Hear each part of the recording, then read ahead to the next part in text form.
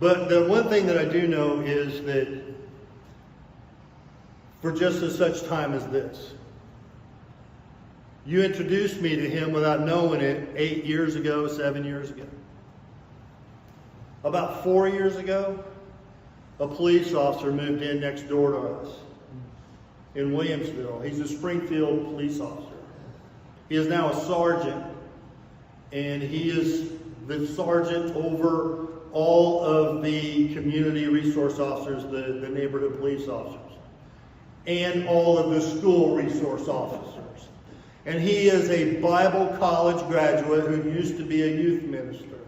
And when I shared what Bob is wanting to do, what we want to do here at Pasfield, about bringing a new Christian school into this community so the children will be able to hear about Jesus and learn how to read and write and count.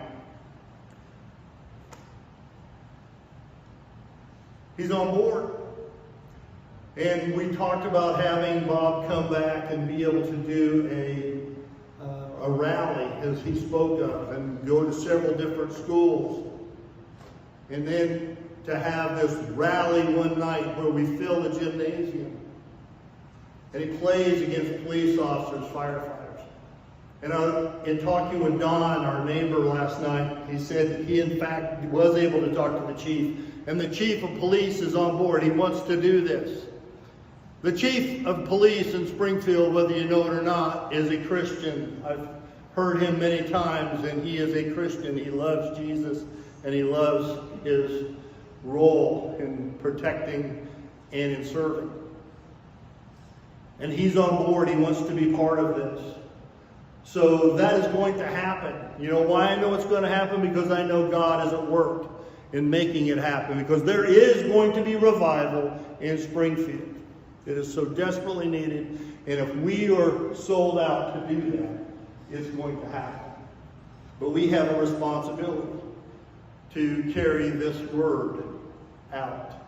Now, I don't know when that's going to happen. We've been talking about the most advantageous time. That's something we need to be praying about, whether it would be in the November time frame or the early spring time frame. I'm not sure, but God knows. So if you would keep that on your prayer list to continue praying for this, that will happen, And through that, so many people can be reached for the cause of Christ. So many eternities be secured. Before we go eat, how many of you are just tickled to death that Bob was able to share God's word here today? So,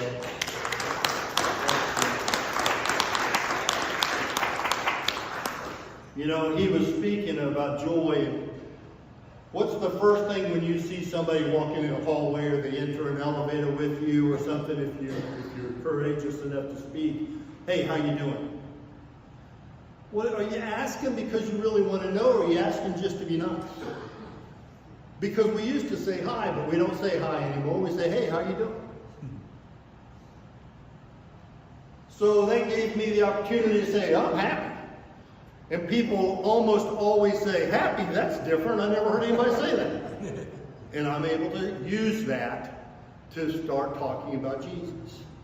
It's not even hard. There's all kinds of opportunities out there to begin a conversation. So have that joy, have that happiness that is beyond any understanding, and use that as a catalyst for being able to start a conversation and tell them about the one that you know and the one they need to know. So before we go eat, I'm going to ask the men if you would please grab a plate, because what I would like to do is ask us to, John, I think Eddie's ready here.